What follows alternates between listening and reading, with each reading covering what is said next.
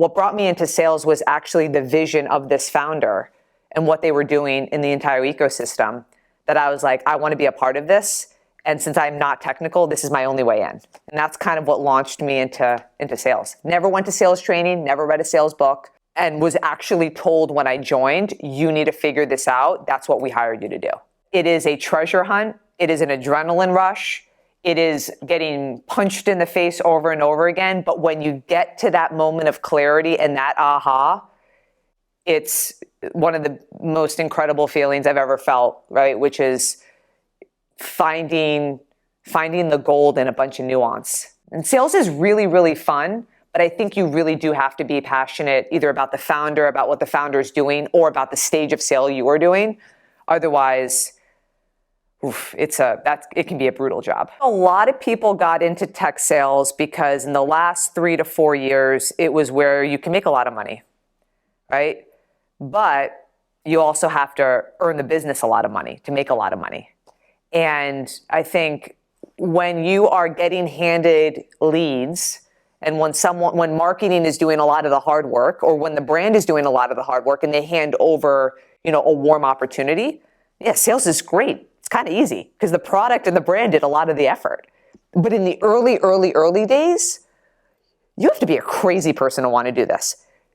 One, half of your comp comes from sales, so you're not guaranteed anything. But two is you really need to make sure you know how to manage the founder in early stage sales, because in the very, very early days, the founder is the product, right? That's what the market is buying into. When this thing over here is more abstract or not proven yet, or there's no proof. So if you're going to join an early stage company, you better be prepared that you want to spend the next 12 months embedded alongside this founder, because you're going to need them involved way more than they think they need to be involved, but probably way more than you think they need to be involved. There is this whole level of project management and founder management that I think is not necessarily paid attention to in the early stage sales. And it's so, so critical. And I've learned it and made so many mistakes when we were building Jjellyfish with it as well. That gets to the very first item in this tweet. You said 0 to 1 sales talent does not exist. Founders, this is you. When there is no proof, when you're dealing with something that is unknown, which is a startup, right? It's an unknown business model with, in the early days, unknown value. The market is buying access to a subject matter expert, to this founder. That is the early product. So to expect the founder to be removed from the process and some salesperson to go sell a product, you're completely delusional, right? So 0 to 1, I mean, sure, you can have, a salesperson sitting next to you, but founder, you're doing 80% of the work, right? They're buying access to you. If you don't understand their problem 5% better than they do, meaning the market, I don't know what you're doing. So it's really that technical insight or that business model insight, and usually from learned experience or from past experience, that is what's going to get those first early adopters over the line. It's never going to be some salesperson that has some magic wand. When you're the product as the founder, it stings so much more when it's not this thing. And at a subconscious level, they know that, whether they want to admit it or not. There's this painful moment of someone saying, I don't agree with that vision, or I don't agree with you. That hurts a lot because this founder just dedicated their life to this thing. The founder will say things like, oh, this wasn't a smart prospect, or they just don't get me. Like, no, that's a reflection of either you're targeting the wrong person or you're completely misaligned with where the reality is. So I think it's very easy to point fingers like, oh, that was a bad lead, or they're dumb, or, it's nice to have a salesperson in the mix because they are the finger to point to. Because as a founder, you certainly don't want to point to your product because that's also you. But you absolutely don't want to be pointing at yourself because you have to be somewhat delusional. And I don't think a lot of founders will let their minds go there. You really need to be speaking their language. You really need to have a refined vision for them to take a risk on you, especially in this market, right? Where there's a lot to lose, right? Budgets are tighter. Jobs security is much more, on edge. You need to make that prospect or that customer feel like you understand their role almost, as I say, 5% better than they do. One of the largest budget line items enterprise companies have is the ability to work with consultants, like your McKinseys, your BCGs, your Accentures, right? They're so accustomed to buying access to subject matter experts, even in mid-market. Now, small business, When you go down market, they just want you to do a lot of things because they want to go to one person versus 15 people. But when you're talking about a golden goose, a well-oiled machine, a proven business model with millions and billions of dollars behind it, you better become an expert on something really pointed because no one's going to trust that you can do all of this. But everyone comes in like here, and it's like, no, you have to be, I think this idea of like a horizontal startup that we spoke so much about in the ZERP era, everyone compares themselves to a Rippling, okay? Most founders are not Parker Conrad, right? You've got to make them feel something they don't, some secret where they can go, you know what? It's worth taking a risk here because it's contained and they might move the needle dramatically in my role to help me. And that's what sells. Your second one, product market fit is almost always found in adjacent markets. Don't handcuff yourself to day one market vision. This feels like it dovetails perfectly with that first one. Market vision, right? Especially when you're selling to VCs, you're here, right? You have this big, audacious opportunity to get to $1 billion company. It is like the total opposite swing when you go and talk to customers, which is, you understand my role better than I do, and wow, I feel like this was built specifically for me, right? So it's just like this massive swing that these seed stage companies go through.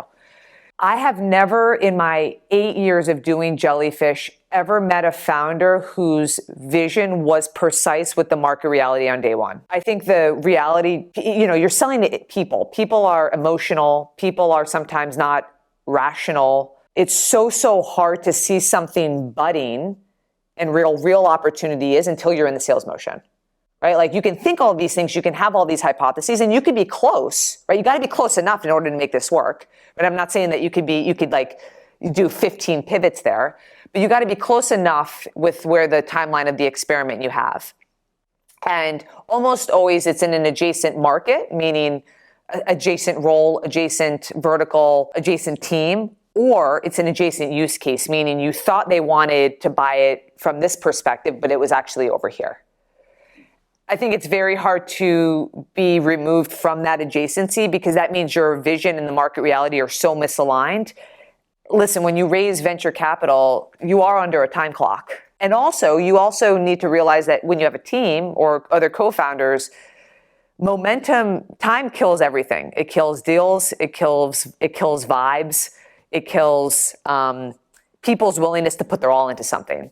So it's not just deals where time kills. Your team probably is not going to give you 4 years to figure it out. In 2017, 2018, let's get past this, and crazy time we had in 2020 to 2022. Almost every founder we had worked with, their first customer was their past employer, right? Which suggests that they have some learned experience. Now, you say, okay, well, who's your customer? And they're like, so-and-so. And I'm like, great, what do you know about that? They're like, that's why we want to go learn. And it's like, we've invested so much in technology. Yeah, we've invested so much in technology and like where AI is going and what you can do with SaaS and this idea of horizontal. And I think we totally got away from where this all started was, a lot of people that had these technical insights or business model insights actually lived the problem in their previous role or their previous company. And you could say the same for, some of the greats, right? You look at Rippling, well, think about all those learnings that transferred over from Zenefits and all of those customer insights. Right? He didn't just start Rippling out of anywhere. So I think there's some like really interesting observations that are still going under the radar, which is founders are able to be an incredible technical expert, but you still have to have some awareness of the problem. Because the further you are from it, you're going to run out of time. 3, this is actually something I see you talk a lot about, which is interesting because people must either not get it or that means it's like you see this over and over again as being incredibly important. The demo should never be focused on the product. Hint, you're not selling the product, you're selling a problem. Everyone wants to get into their product and talk about all the features and benefits. In most cases, it's the most boring part of the sales conversation. Everyone wants to see it, but no one wants to sit through it. It's like this funny thing. Everyone's like, oh, show me the demo, but then they actually don't even want to sit there through it. It's like this really counterintuitive thing that happens. When you're demoing, especially upmarket, most of what we're talking about today is like, selling upmarket, selling to, enterprises and high value deals. It's got to be in their situation, which I always suggest, will they demo for you how they're doing it first? Because that can make your demo so much more powerful, which is, hey, I know that this is exactly how you are doing it. Here's how we can come in and actually augment, completely change, or increase like whatever XP, productivity, time, whatever you want it to be in that process, and actually show them as if they were in their experience. Everyone wants to show the product from like, hey, look at how great we are, look what we built. Most times, unless you're, if you're selling to a developer, this, might be a nuanced case, but in most cases, the product is the most abstract part of the equation for the market. So if you can position it in terms of their day-to-day and their problems and show them this much of the product, not this much of the product, you will win deals over and over and over again. I always say 80% of the value comes from 20% of the product. You show them all of this, the market's going to say, well, I wouldn't use 80% of this, so I sort of feel like this wasn't really built for me, and you'll lose the deal. That's why deals get lost, because they don't feel like the product was built for them because you maybe overbuilt or you overshared. And when they feel like they're paying $100,000 and only going to use 20% of the product, it's hard to defend. When you go through the sales funnel, let's say from intro call to close, they are most vulnerable on the first call. The most vulnerable. And everyone says, oh, that can't be true because you build trust through the funnel. Yes, but now it starts to feel like sales when you go through the funnel. Founders think that they're going to get more out of them the more calls they go on. The more calls you go on, the more tight-lipped they become. So that first call is when they are most vulnerable. It's when they will share, the things that are really bugging them when you're not trying to sell them yet, which is why that first call should always be about them, about maybe what inspired them to take a call with you or what inspired them to reach out to you directly. That if you don't go deep there, you're not going to get them deep anywhere else. So that first call is so critical. And I feel like everyone tries to expedite that or try and do a disco demo, which is like, oh, I'm going to do a discovery call and a demo on the first call. Yeah, okay, if you're selling a $500 solution, I think that's fine. If you're selling a $1,000 solution, I think that's fine. If you're selling a $50,000 solution, you're just completely, negotiating against yourself at this point, right? Because you're leaving so many insights on the table. And in high value deals, I cannot stress this enough, the deeper you understand their problem, the more nuance you can speak to, you will win day in and day out, even if you have a more inferior product. In the early days, because they are buying access to you and they're buying access, again, they could also potentially sell this and I know every VC hates this, but there's only a finite number of dollars that go into tools and technology budgets. That pool is much larger when it comes to consulting services budgets in the enterprise. Why not take $1 out of services and parallel track $1 out of tools when that pool gets a little bit larger? Get in, get the logo, earn the right to sell further, get the deal done, and then parallel track in kind of on the tool side. I'm not saying just sell a service, but so many people just go for this. Everyone's fighting over the same budget. There's a bunch of different budgets in the enterprise that people don't realize, right? There's a talent budget, there's a services budget, there's a tools and technology budget, and it's also all procured differently. And everyone goes down to this tools budget, which is like where all the wolves are. It's also the longest sales cycle when they can actually be truncating these budgets and getting in much faster. But again, everyone's like, well, I don't want services revenue. I'm like, that's fine, but show me a large enterprise company that doesn't have a service revenue. This actually touches on 25. 25 said enterprise deals are all about expansion opportunity. The land is important, but if you're not expanding by multiple year over year, someone is not doing their job. Mental model, 80% of enterprise value is expansion capture. The land value for enterprise usually sits between, you'll have a pilot value of 20K, you'll have maybe your second pilot at 50K, and then you'll do your initial land rollout at 100 to 150K. By year 2, that proof of concept, that initial land, no one buys a tool to just keep it here. The more you learn about them, the more you should be building towards their needs, because you have insider information about where their business is going and how these needs are evolving that the market doesn't have access to.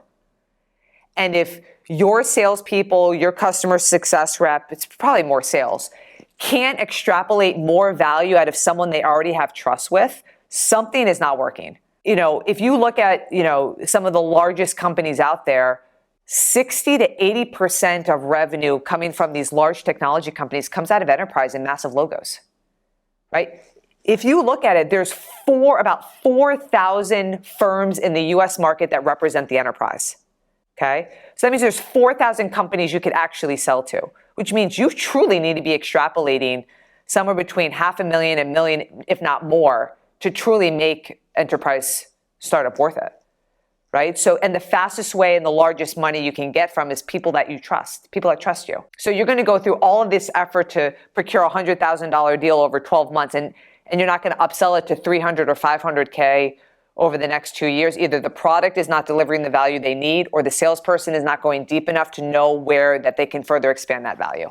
Again, if you're hiring a technologist or a startup, they're going to want that technology incorporated in, because that's usually what it's the subject matter expertise, but it's the ability to deliver that value much cheaper than adding more heads, right? Because in services, the only way you extrapolate more value is if you add more heads to the equation. So they're going to want to know that you can scale this value beyond the head count. I don't want to speak out of turn. I don't know the exact conversion numbers, but I will say in the last 12 months, we have led a lot of procurement starting with services, which is like onboarding, helping them understand how to transition this data over, like just going deep into it to set up that product piece and adding value that way.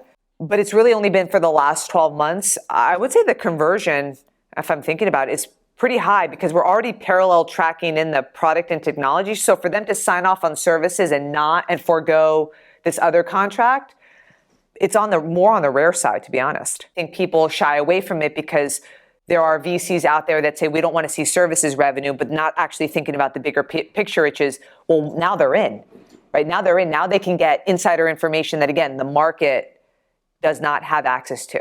I always say, if they're going to have a meeting with even like a management consulting firm, ask if you can join that meeting. Like they're selling these people on something. Get an understanding of what they're getting sold in on. 4, you need to understand their buying process before you define your go-to-market. What that means is and we saw this a lot of people thought you can break into the enterprise through PLG. While there are examples of that, for sure, a door opener does not mean it's a deal closer, right? So you have to really understand how your market wants to buy. In this onset of AI, here's an example. I know a lot of Fortune 500 companies that only want to sign 6-month contracts. Why? Some management consulting firm has told them that. It's too common now for them to have all come up with that themselves. So it is something that is getting shared by management consulting firms. Why?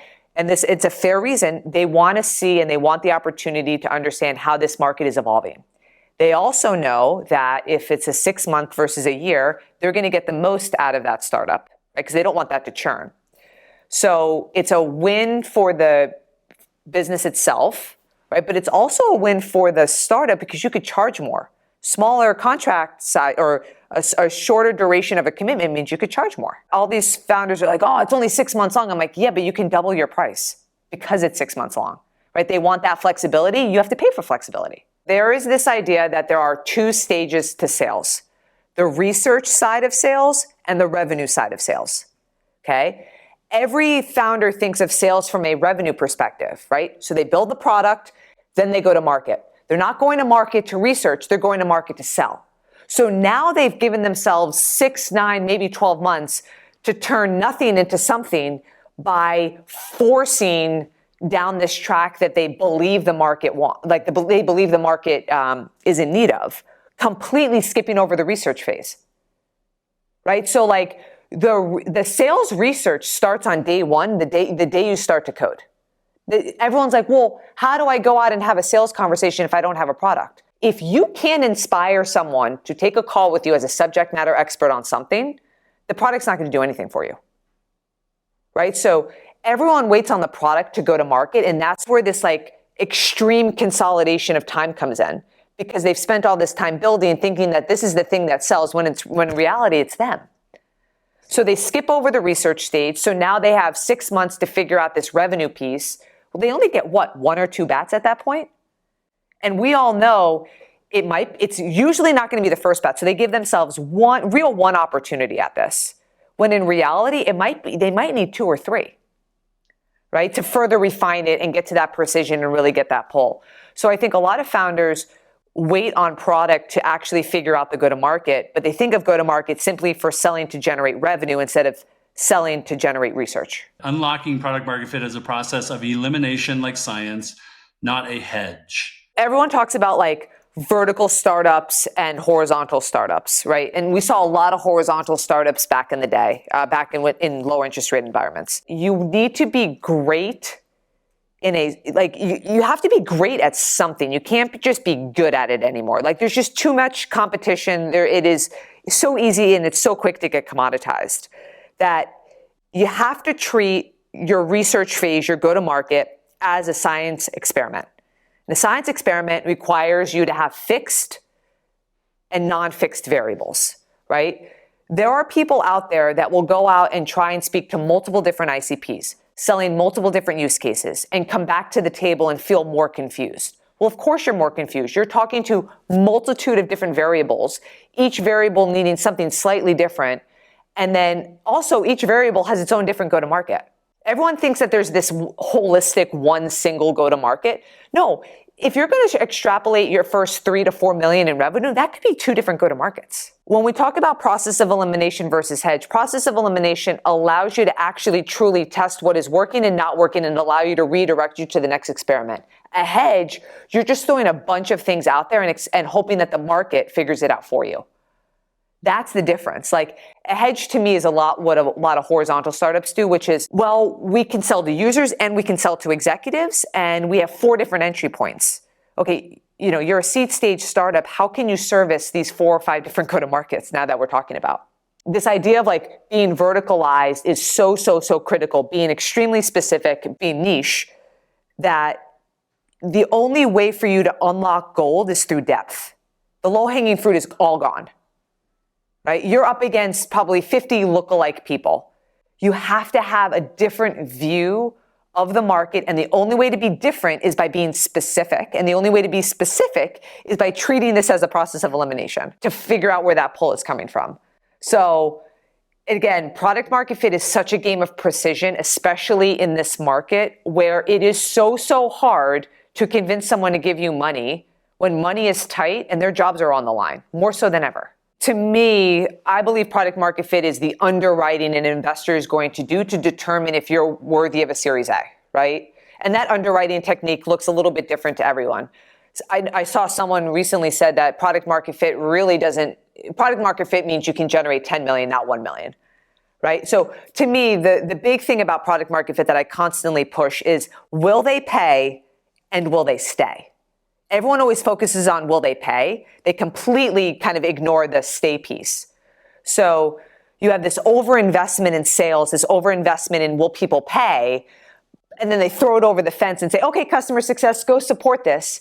And then you have all of this churn on the other end of it. Well, product market fit, again, is both of those pieces, right? So for me, I'm only doing half the equation of product market fit is, are there like-minded people willing to pay? Then there's the other 50% of it is, are those like-minded people willing to stay as well? If the problem is not currently being measured or managed, it's likely not a priority for the prospect. If they're not putting a body on it to fix the problem, that's one thing, and they're not actively understanding if it's growing, how do you define a priority, right? Like a priority to me in a company means that it is a growing issue. If it's fixed, is it really a priority? Is it still a problem? If something is like held fixed, one can argue, well, maybe it's solved. It's not growing anymore. So to me, I always stress that if the problem is not growing or widening, it's very hard for someone to create inertia or momentum to even begin to solve for it. Because everyone's got problems. We all have problems, right? We always focus on the problems that are getting worse. We're probably going to ignore the problems that are kind of sedated at the moment. When your pain increases, that's when you go to the doctor. When you can point to something and show the evidence that this is the implication for us not solving for today, we're going to be here tomorrow, that's what creates the reasoning and the momentum for someone to actually take action and buy. Buying is just as hard as selling right now. You don't want to buy the wrong thing. Everyone starts to look alike. All value propositions start to sound the same. You really, really, really need to make someone feel like, one, you understand them, but two, that you're solving something that they can get buy-in for internally as well, especially with their finance team, right? The CFOs are signing off on a lot of stuff now. If you can't show the CFO the implication of not solving for it today, it's very easy for them to say, let's focus on this next quarter. Let's focus on this in a year.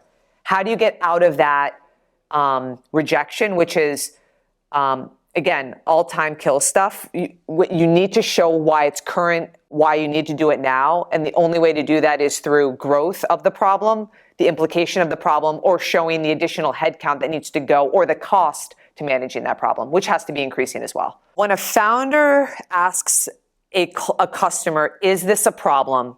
They're almost always going to say yes. They want to sound smart, or they want to be in agreement with you to be nice.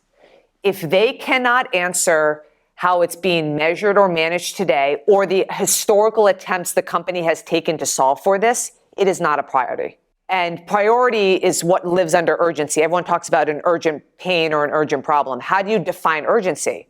Well, it's usually the frequency, so the number of times this is happening, or the intensity at which it's growing. So frequency and intensity is what defines urgency. So if you don't know the number of times something is happening, meaning it's not being measured or managed, or the intensity at which it's growing, showing that it's widening and increasing over time, it's very hard to create urgency. Specificity is the fastest way to build market trust. Wow, I feel like this was built just for me. It all goes back to that understanding someone's problem 5% better than they do. The only way to understand someone's problem 5% better than they do is if you're extremely, extremely focused on something highly specific. So it just goes back to that idea of people buy access to subject matter experts, especially when solutions are abstract. What's an abstract solution? Everything regarding AI is abstract to most buyers right now. Everything. It's abstract to me. It's abstract to most people. Frankly, it's probably abstract to a lot of the founders as well. This idea and this paradigm shift of where we are going around AI, get out of the word AI and focus on the very specific problem you're solving and how you're solving it. And then, of course, you can show them how you're doing that through AI, but don't lead with AI. There is a great quote, and I'm blanking on he's an author, James Clear. He said that great wealth is built by concentration, and great wealth is protected by diversification. So if you were to frame that to a startup, you could say great businesses are built as a niche, then great businesses are protected through horizontal approaches. There's so much nuance. Sales itself, the thing that I can talk about the most is sales. It is so highly nuanced. If I went out and said, I can service anyone regarding their sales needs, no one would believe me because they feel like their sales situation is very specific to them and very highly nuanced. When you have limited time to prove the experiment, you have to prove it with somebody. You can't prove it with everybody. The quality of your questions is critical for discovery. The quality of their questions is critical for intent. Their questions are critical for intent, meaning you can understand very quickly where they are on their buyer maturity as it pertains to the level of questionings and the type of questionings they're asking of you. Also their intent as well. They are not opening up to you. It's usually for one of two reasons. They don't trust you and they don't feel like they need to open up. There's no real reason to open up. There's no reason really to solve it. So they're going to stall. Or they just don't know the answer, which means that they're probably not the right fit. Right? Which goes to that point of are you maybe one or two steps removed from the person that's actually experiencing the problem? It's really, really important to go deep in those questions because you really want to understand as quickly as possible, is this person actually experiencing it or is it someone else in their team? But again, everyone wants to sound smart on call, so they're going to agree with you and they're going to give you some answer. But you need to read in between the lines of, is that answer someone that's actually feeling it on a day-to-day basis, or is that someone that has heard something through a colleague and that's kind of where that response is coming from? If they can't defend it, it's very hard for them to defend this down the line when it comes to finance. So all you are doing is, one, understanding their understanding of the problem, but two, are they and are you going to be able to defend this when this goes down the line? Because that's where you don't want to deal with a bottom of funnel issue. Give yourself 18 to 24 months in market to be invalidated, rejected, and redirected. Founders will also be head of sales for this period. Sales as research comes before sales as revenue. And everyone jumps to sales as revenue, which is where everything goes awry. So when I say 18 to 24 months, that is also incorporating the sales as research phase that is so critical. And you also need to know, if we know that most product market fit lives in adjacent markets, you need that time for the market to bop you on the head so you can quickly revert. As I always say, time kills deals and vibes, so just be careful about how long it takes, because you can only when momentum dies, that's when startups go to die. It's invalidated until it's validated. That is the easiest way to kind of set the mindset of, I am wrong until I am right. Be prepared. Invalidation is such a healthy thing, because it's impossible for all of your vision to be correct on day one. Your vision is here, right? This is what the market wants right now. So if you are constantly validating your vision, that means you're not going deep enough, you're testing truisms, or you're lying to yourself. Frankly, invalidation is the fastest way to show learning, because it's much easier to see what's not working than what's sort of working. What's sort of working takes time. What's not working, it's usually sitting right in front of you. So if someone is saying they're not invalidating, to me, that suggests they're not actually learning. A seed stage startup should never have a VP of sales.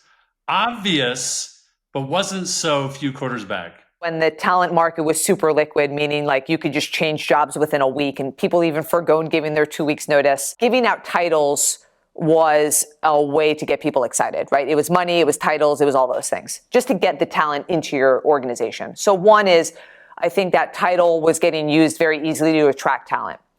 But a VP of sales, a true VP of sales, is someone that literally goes out to recruit a team and manage a team of salespeople, okay, to get a job done. Their job is to manage. Their number one job is to recruit.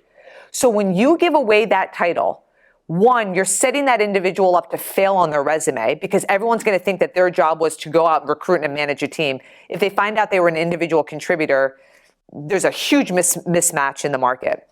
But two, when you see a VP of sales at a seed stage startup, that to me is a huge red flag, because no seed stage startup is usually in a position to go out and recruit and hire and manage a team. That happens post-product market fit, not pre-product market fit. Channel partnerships are a colossal waste of time. If you haven't sorted it, don't expect someone else to. If you think that a third party sales team, meaning like, an Accenture or a PwC or a Microsoft, has the bandwidth, the mind space, or the ability to figure out how to sell something before you figure it out, you're delusional. They're used to selling and co-selling with people with massive brand equity. I have a friend that works on a team over at Microsoft that works with a lot of startups. They have 5,000 startups on that list that they've vetted over the past couple of years. 5,000. So, it's just a waste of time. It's false hope. Now, I do believe that we are moving into an age where you need strong partnership, kind of like what OpenAI did with Microsoft. I'm not saying that that's wrong, but like if you're going direct, but you're expecting someone else to figure out how to go direct for you, that's delusional. Those work when you know who your customer is and what the value proposition is. But we're talking about even before that stage. I mean, if you can't one-on-one go out and recruit someone and convince them to be a client of yours, why is this third party going to be able to do that for you? Or these other platforms going to be able to do it? It's wasted effort. I've actually never seen it work. Post-product market fit, definitely I've seen it work. Pre-product market fit, I've never seen it work. It seems like a shortcut that everyone wishes to be true. Some of the best wedge strategies target an uneconomical use case for incumbents. Underserved markets are where the gold lives, because once you're in, you can just do that. It's like once you're in, you have the jaws of death. That uneconomical use case is when either they're not serving because there's not enough money there. It's being ignored because it's at odds with their existing business model. Like, PLG was an example of that, right? Like, all these large incumbents were focused on sales-led motions. Oh, selling to a user, not worth our time, not worth our attention. That's the prime example of an uneconomical wedge in was PLG. I think PLG, if you have the viral loop, and there are examples of that, like I think Loom, Slack, Grammarly, there's some great examples of them. You still need that sales-led motion. And PLG is also marketing-led, right? I think everyone says product-led, but how do you get in front of the user? You need marketing to do that. There are a few examples of product-led companies growth companies that really, really worked. And then there's a lot of them that wish they worked because I think, frankly, people were allergic to sales or try to find a way to get around having to hire a sales team. So they're like, oh, I'll go PLG, not realizing that that's not how their users actually want to buy. All roads lead to enterprise sales, no matter what startup you are. And I know everyone hates to hear that, but it's the truth. I mean, if you say you don't want to service the enterprise, then there is a cutoff on that time horizon. The other thing with PLG too is I always ask founders, they're like, I don't know if I'm PLG or sales led. And I'm like, well, what did you build towards? And they kind of just shrug their shoulders, right? The big question I ask is, does your user at the business level have a corporate card? Or do they have to go sell that into someone else first? Right? Like, a lot of users don't have corporate cards anymore. If the primary need is being overserved, focus on the secondary need. This is for red ocean markets. In the environment we are in today, procurement's number one job is to ask, do we have a preferred vetted vendor that already does this similar-ish thing enough? Okay. So if you are going in trying to sell to an overserved need, the likelihood of them actually having a partner on their roster that is pre-vetted, negotiated, all of that on procurement is very, very, very high. They do not want to onboard new customers if they do not have to. It's a time suck for the team. It's IT due diligence. It's costly. They'd much rather work with people that they've already pre-vetted, unless you do something different and specific that those partners that you can defend against. That is why it is so, so, so critical. Someone asking for more features is never an early adopter. Easy and lightweight is how to test unproven partners. An early adopter is someone that cares about speed to value and being able to understand if this subject matter expert has something that can be realized. Okay, so there's so much unknown in this very, very early case. I'm going to say something that is so counterintuitive, but when you think about it, it will make sense. But at first, you're going to be like, wait, what?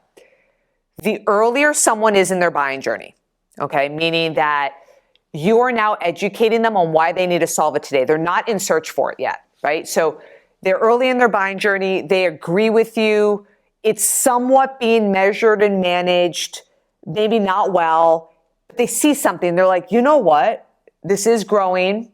This is a problem. We have tried to solve for it, but we haven't really solved for it yet. Like, there's something missing here. There's something not working, okay? The earlier they are in their buying journey, the more they buy into you as the subject matter expert, versus the later they are in their buying journey, the more they buy into the founder and the product. Okay? So an early adopter, right? Early adopters mean that typically are people that either have solved for it, but it's still unsuccessful, or they haven't really started that search yet. If they're already in the search, they're in the RFP stage, it's very, very, very hard to win with a sort of built solution, right? And when something enters the RFP stage or they're later in their buying journey, they are mostly looking for that full built product, right? So as an early stage startup, you really can't compete there. So I always say some of the best places to compete, there's a graph that I've built, are these grade C leads, which is, I agree a problem exists, but I'm trying to rationalize why I need to solve it today. Those are your early adopters. Those are the people where if you can convince them, they don't need a whole built out product. They don't need this like big, audacious, robust thing. They're going to actually want the easiest way to test it and say, you know what? Okay, you're onto something. There's something interesting here. All right, I'll experiment. We'll do an experiment. Let's see what we can do over the next 3 to 6 months together and figure out if I should go unlock much larger budget for this. Those are early adopters. They do not want a fully built product. They want a little bit of alpha. They believe in you. They have budget. They have authority. They're not going to get fired for making this experiment. They're going to treat it as an experiment and frame it as an experiment. And they don't want to go through procurement. They want to make this super easy and contained. That is what an early adopter is. It is the most misunderstood thing. Everyone thinks an early adopter is someone that is actively in search and wants to solve it today. They're always going to go to the incumbent because now there's so much time and attention getting placed on solving this. They're going to go to the people that are further along in the journey and have brand equity and can be the finger to point to if it doesn't work out. Right? It's that whole idea of you don't get fired for, throw in some big incumbent name. But in early adopters, those people that are early in their buying journey and they're buying into the founder as the subject matter expert, not the person that is like doing the RFP process. It's very hard to say to a founder, no, I'm not interested. So what do you say? These are like the 3 big things people say to get out of the situation. Hey, let me circle back. Send me sales collateral. Or 2, man, if you just had this or this, I'd love to continue this conversation. It's so easy to say those things. They're filler. Most people are not going to call them out or come back to them when this is solved. But if they do, right, what you can do is, how I said it's really important to demo this piece versus this piece?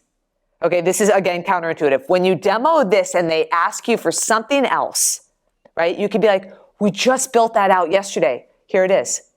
It feels like magic to them. So this all goes back to, again, these are all sort of related, which is when you demo this and that person has a really good reason as to why they want to see more, all you have to do is be like, you raised such a good point. That was on our roadmap. We just finished it yesterday. Here you go. And all of a sudden they're like, oh my God, this is incredible.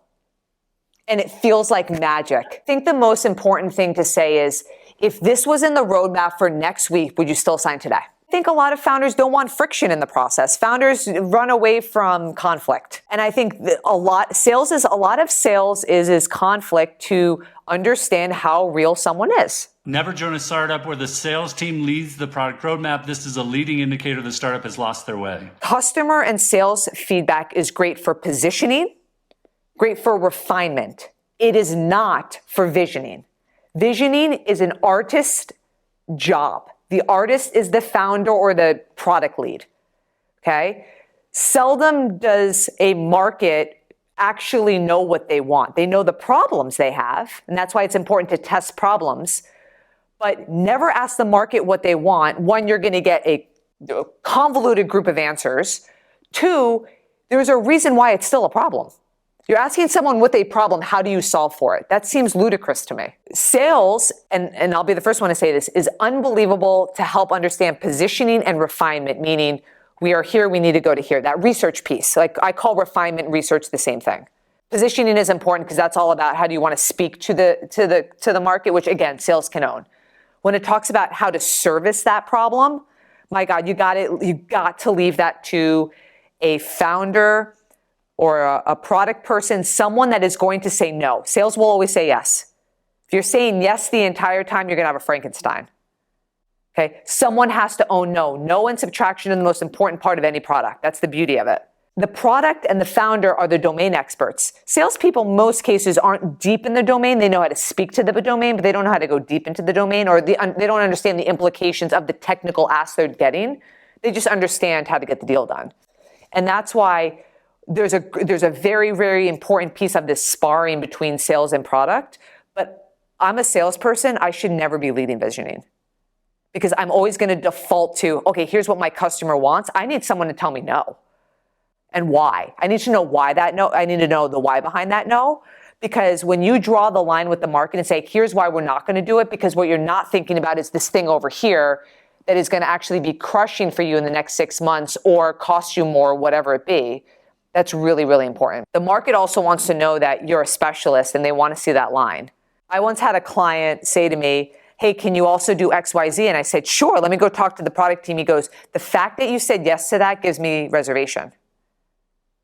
because you guys are here. This is what you said you're great at. I just asked you to do something that is outside of what you agreed to, what you're great at. Why would you agree to that? And that, to me, was like the biggest learning moment. Mic drop. This is awesome.